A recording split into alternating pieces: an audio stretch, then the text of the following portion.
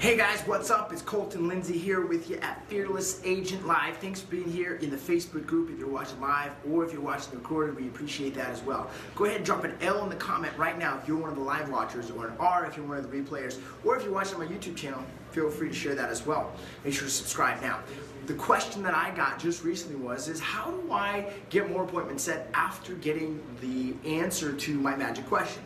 How many of you are already aware of the magic question and how it can help you set even more appointments? Well, let me just recap on what is the magic question and then how to segue after that to actually get them to say yes to meeting with you. Would you be cool with that? Put a yes in the comments if you're down and give me some reactions. So the magic question is this: if you knew 100% for certain that by doing business with me, two things would happen. One is you sell your house, Mr. Seller, and the other is you end up with significantly more money, bottom line, in your pocket than you could get any other way. That's with or without an agent. I know it's a big promise. If you knew it were true, would you even want to hear about it? And be honest with me.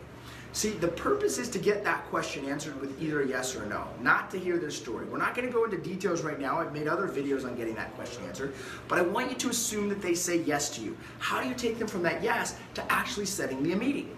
Well, the next step is well, why don't I do this? I don't mind. Why don't I find a time to come over for 20 minutes, share with you how I do business? I think you'll be impressed. Worst case scenario is you say, hey Colton, it's not a fit. You kick me out after 20 minutes or so. What do you say? Would you be willing to risk kicking me out of your house, Mr. Seller? You would? Okay, awesome. Do usually early afternoons or typically later afternoons better for you? Early afternoons? Okay, I could come over on Tuesday at 2:30, or is Wednesday at 2:30 even better for you? And okay, Wednesday at 2:30, great, let's plan on that. And then you set the appointment.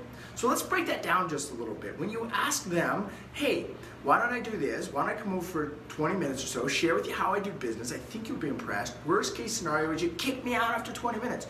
You literally take the threat out by saying it that way. And almost 100% of the time they say, yeah, I'd be willing to kick you out of your house. And they'll maybe even sometimes make a joke of it. I don't kick that hard. Be like, great, I'm glad you don't kick that hard. Do usually early afternoons work or usually later afternoons better? The reason why you want to ask is early or later afternoon. Then you can start to stack your appointments in the early afternoon when they say, well, early afternoons work better. Instead of giving them a 2:30 to 7 and you know they can meet in the afternoon, you can give them a 2:30 or a 2:30 on a different day. One trick that I've learned to be effective and efficient with my time is stack my afternoons with appointments. Now, if they do need to meet later in the afternoon, I simply say, okay, when does later in the afternoon usually start for you? And they tell me usually 5, 6, somewhere around there. And I set the appointment not necessarily always at 7, but as early as I possibly can to get home sooner, right? If I know I've got one at 2:30 or 3 o'clock and I can make it to another one by 6, I try for 5:30 or 6. And I say, okay, so later afternoon works better for you. Would today around 5 o'clock work, or would tomorrow be even better for you?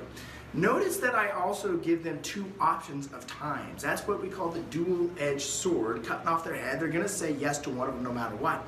And I phrase it in a way, does today at 5 work, or is tomorrow at 5 even better for you? So I insinuate that one of those times is gonna work by using the presupposition of even better.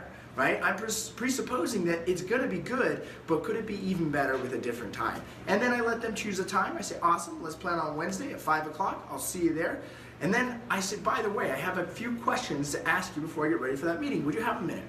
And I won't go any further with this example, but I wanted to share with you how to easily take from just having the conversation in the magic question, getting the yes, and leading it to them naturally having you come over to give a Fearless Agent presentation.